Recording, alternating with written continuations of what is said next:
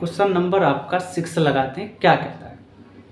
एक व्यक्ति अपनी यात्रा की प्रथम आधी दूरी v1 वेग से तय करता है बेटा है, तथा शेष आधी दूरी वेग v2 से तय करता है बेटा। हमको कुछ नहीं पता अभी तक, पहले तो यही पता नहीं है कि इसमें दूरी क्या है बेटा।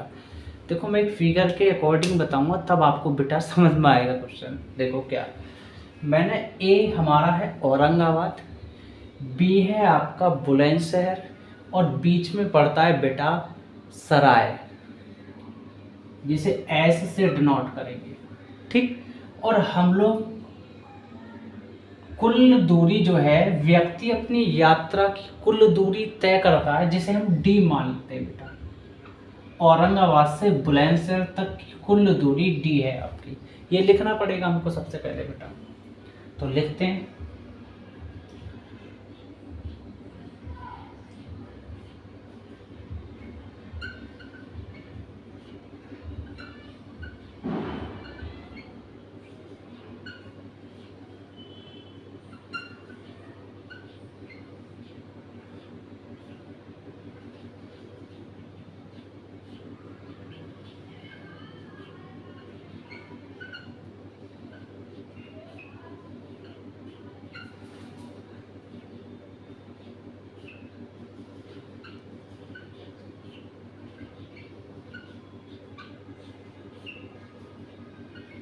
करता डी, ठीक।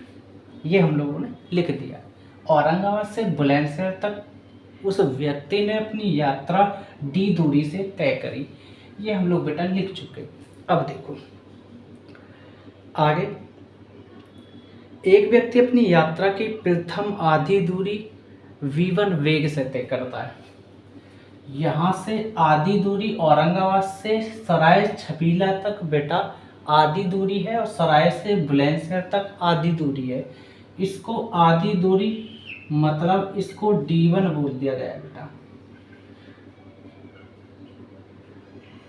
आधी दूरी का मतलब है इसमें D को आधा आधा करेंगे तो इसका मतलब D/2, और किस वेग से बेटा? v1 वेग से तय करता है। ऐसे ही अब आधी दूरी ये होगी, शेष दूरी कौन सी होगी बेटा? ये शेष दूरी कितनी होगी? तो ये भी बेटा क्या होगी आपकी, जिसको हम D2 बोलेंगे बेटा, D/2, और किससे? v2 वेग से। समझ में आ गया बेटा? इसको हम आधी दूरी को t1 टाइम मान लेते हैं बेटा, और आधा शेष जो बचा है उसको t2 टाइम में तय करता है। ये t1 टाइम में तय करता है इस आधी दूरी को, और शेष आधी दूरी को t2 टाइम में। ये हम लोग बेटा लिख दिए डाटे को। अब जो जो हमने माना है उसको तो लिखना पड़ेगा ना, तो लिखना तो पड़ेगा बेटा। अब क्या है, प्रथम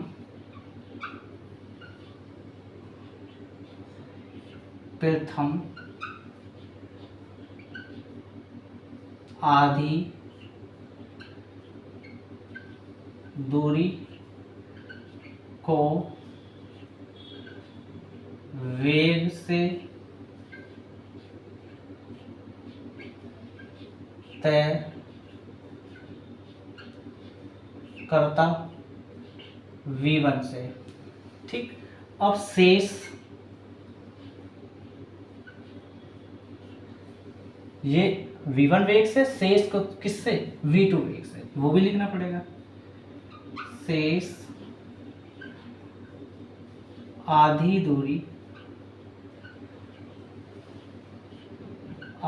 दूरी को वेग से तय करता, जिसे हम v2 लिखेंगे बेटा। क्लियर?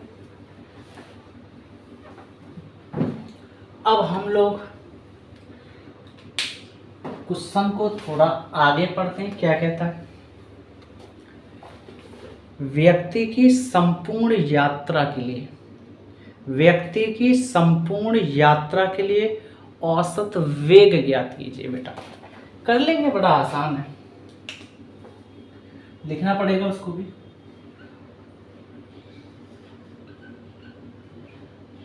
व्यक्ति की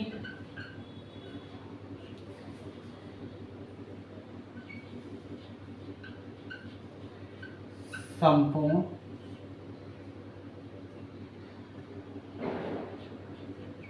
यात्रा के लिए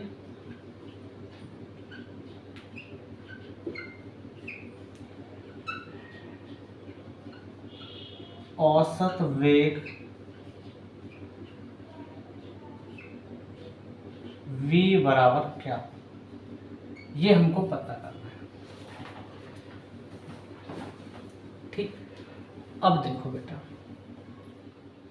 अब देखो, हम लोग बेटा जानते हैं कि औसत वेग के लिए जो फॉर्मूला होता है बेटा, वो कुल औसत वेग या औसत वेग बराबर कुल विस्थापन बटे कुल लगा समय, ये होता है फॉर्मूला। लेकिन वो बेटा दूरी के बारे में बात कर रहा है, तो वहाँ विस्थापन की जगह दूरी कर सकते हैं, आप टेंशन ना लें बेटा, समझे ना। तो आप दूरी, आप फॉर्मूला फिर कैसे बनाएंगे, औसत वेग बराबर कुल दूरी बटे कुल समय, ऐसा लिख सकते हैं। ठीक, अब लगा देंगे बेटा फॉर्मूला क्या होता है। तो यहाँ होएगा आपका क्या, सबसे पहले ए से सराय तक की, ए से सराय तक के लिए समय निकालते हैं बेटा। ए से सराय तक के लिए समय,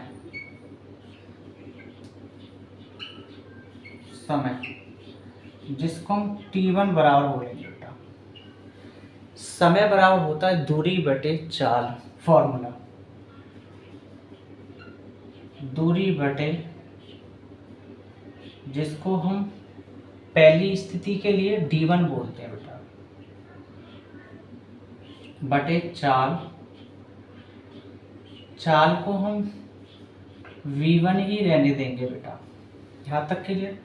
तो आप लिख सकते हैं कि t1 बराबर, d1 की जगह आप d/2 कह सकते हैं, और बटे आपका v1।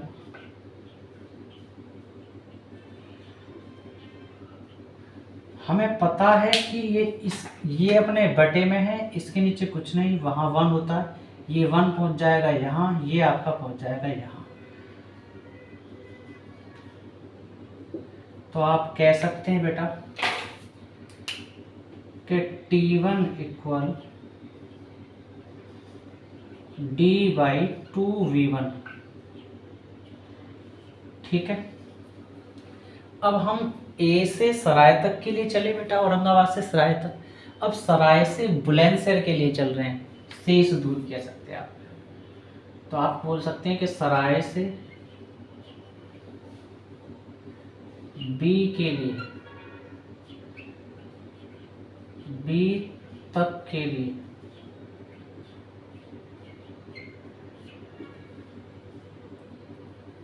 समय, जिसे हम t2 बोलेंगे बेटा, वही है। अब शेष दूरी क्या थी हमारी, d2, फॉर्मूला भी लगेगा, दूरी की जगह d2 हो जाएगा, यहाँ v1 की जगह v2 हो जाएगा बस। तो आप बोल सकते हैं कि d2 बटे v2, क्लियर बेटा। तो t2 और इसे जाके कहाँ पीटे, है ना, या p2, d2 की जगह d/2 और v2 आपका ज्यों का त्यों रहेगा बेटा। फिर वही सीन आ रहा है बेटा, जहाँ कुछ नहीं वहाँ 1, ये आपका यहाँ, ये आपका यहाँ, क्लियर। तो आप कह सकते हैं कि t2 इक्वल जो मिलेगा, t2 इक्वल d/2v2। यहाँ तक क्लियर बेटा। हमने t1 की वैल्यू निकाल ली, t2 की वैल्यू निकाल दी। औसत वेग के लिए जो फॉर्मूला बनेगा बेटा, मैं अब बता दूं आपको।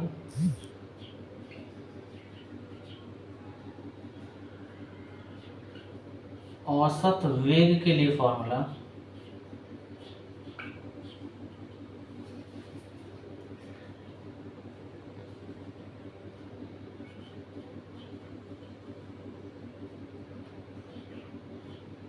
आगे पीछे होगी कोई टेंशन नहीं। औसत वेग जो होगा कुल दूरी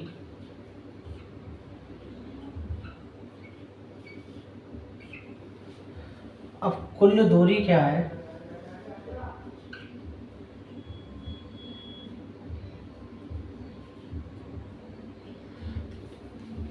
कुल दूरी क्या है, यहाँ से यहाँ तक d1 तय करी, यहाँ से यहाँ तक शेष क्या करी d2। तो आप बोल सकते हैं कि d1 प्लस d2 और डिवाइड बाई आपका समय, कुल समय बोला जाएगा, कुल समय।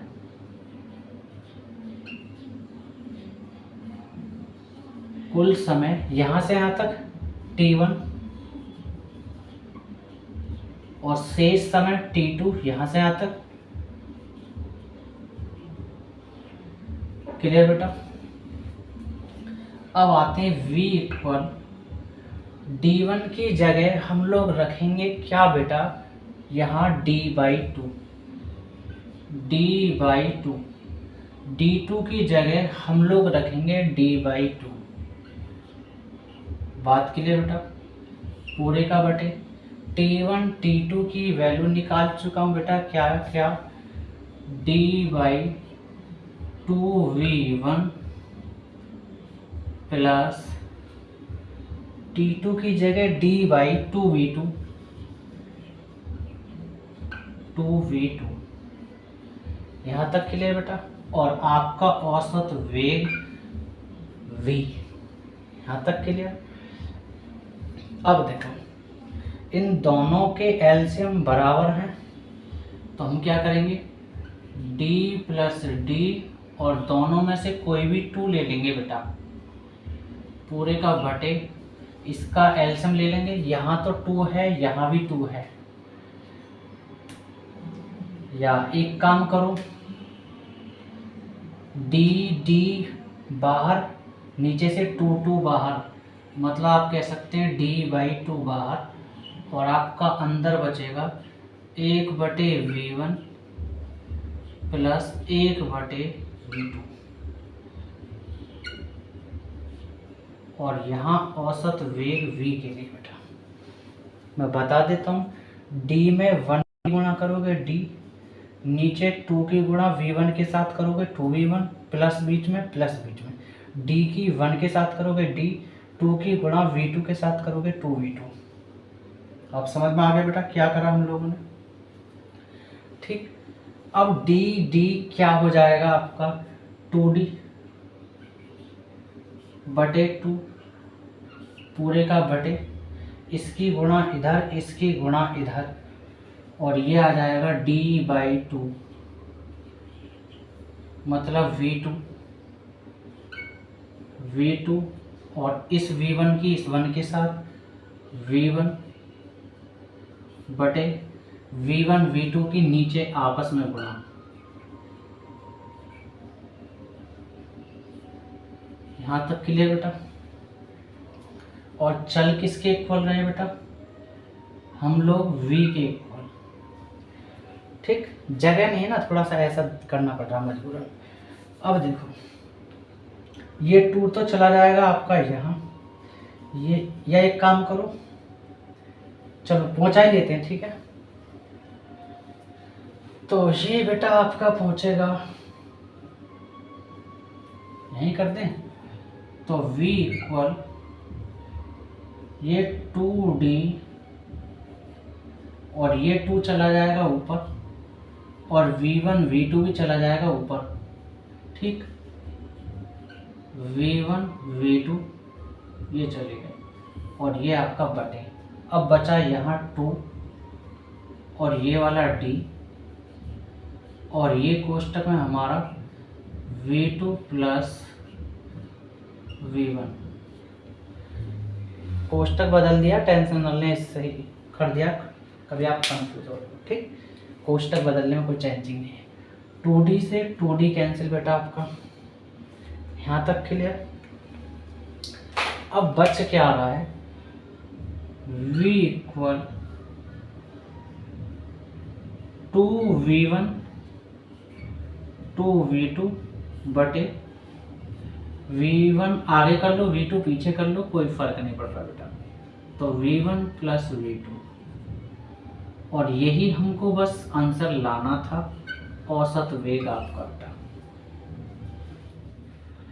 हाँ तो बेटा अगर आपको मेरा पढ़ाया हुआ समझ में आता है तो आप लाइक करें, सब्सक्राइब करें और दोस्तों तक मेरी वीडियो को बेटा शेयर करें।